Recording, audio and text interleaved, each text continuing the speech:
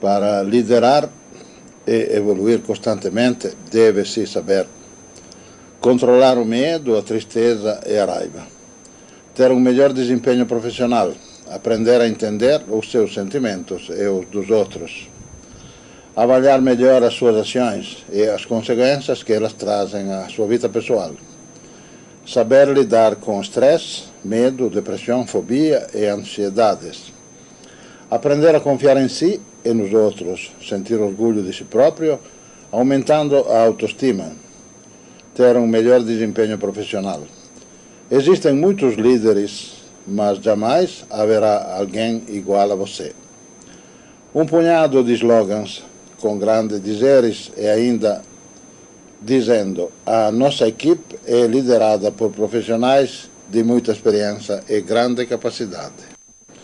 Muitas pessoas são assim convidadas a inscrever-se e participar a séries de palestras ou cursos de pagamento que vêm acontecendo um pouco de todas as cidades grandes ou médio porte, administradas e organizadas por especialistas formados nas universidades americanas.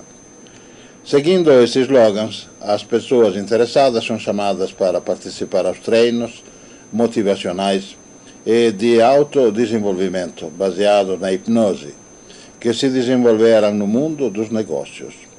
Os livros de autoajuda escritos por estes técnicos fazem sucesso porque também criam o suporte hipnótico da mesma matéria e são procurados por pessoas problemáticas, pois nenhuma destas tem a coragem de enfrentar o problema que vivem na sua base.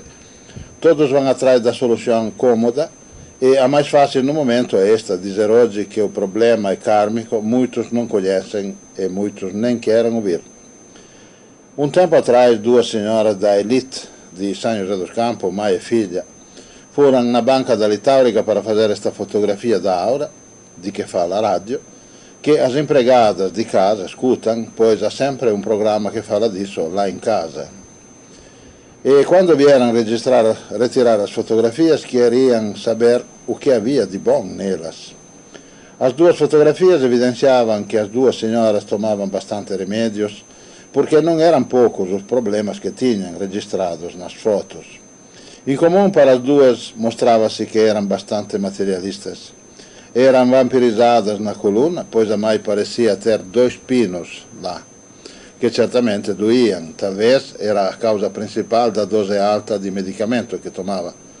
Mas já era uma pessoa bastante anciã, católica, e achei que não era o caso de lhe explicar muito, pois, já que a medicação a sustentava, deixei que continuasse assim, sem maiores esclarecimentos. A filha trazia problemas maiores, pois, além dos vários pontos do seu corpo físico atuados espiritualmente, havia influências nos seus órgãos vitais, e inclusive na coluna por onde atuavam, e além disso havia ainda uma vasta influência mental. Uma mancha bastante grande mostrava que a pessoa sofria de possessão espiritual na área cerebral. A percepção sensorial, inclusive, dos seus sentidos estava bastante alterada, já do tipo de enxergar espíritos e ouvir vozes. E havia ainda problemas na área lombar, que os remédios não podiam controlar, pois havia lá muita energia intrusa na sua aura, comportando também uma mediunidade física. Então tentei explicar a situação em que se encontrava e, para fortalecer a minha interpretação, lhe disse: a senhora enxerga espíritos, ouve vozes do além. E o que acha que isso seja normal? Ela me respondeu que não enxergava os espíritos, mas sempre os via os anjos que a rodeavam, e não ouvia vozes, mas sentia o cheiro dos anjos. Reconheceu que tinha problema de dores que, porém, controlava muito bem com os remédios que a ciência médica lhe proporcionava. Dizia que também era uma mulher muito feliz, pois já viu, se enxerga os anjos, devia ser muito boa e merecedora. Trouxe este exemplo porque a correlação entre as matérias das palestras é o caso destas senhoras, pois são iguais no condicionamento. Estas pessoas são induzidas a enxergar aquilo que outros querem que vejam e a percebam.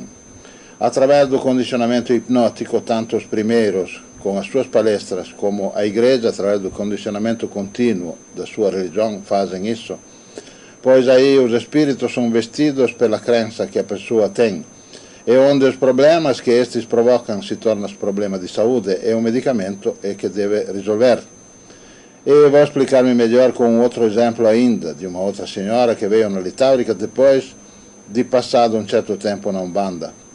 Homenageando os seus guias espirituais, ela sempre enxergava estes guias de lá como figuras poderosas, vestidas de roupagem bem bonitas. Quando veio na Litaurica, começou a enxergá-los como eram, vestidos de trapos, pois antes os via com os olhos da sua fantasia, condicionada pela sua crença. Depois veio lá e começou a vê-los como verdadeiramente são, coisas do sincretismo religioso que não têm luz própria, mas vestem aquela que os outros lhe põem. Daí, aquela outra senhora podia fazer o mesmo, pois, despojada da ilusão, teria se visto rodeada de espíritos vestidos de trapos e lamentando-se. Nada a ver com os anjos, que ainda existem somente nas fantasias das igrejas e dos condicionados ou autocondicionados.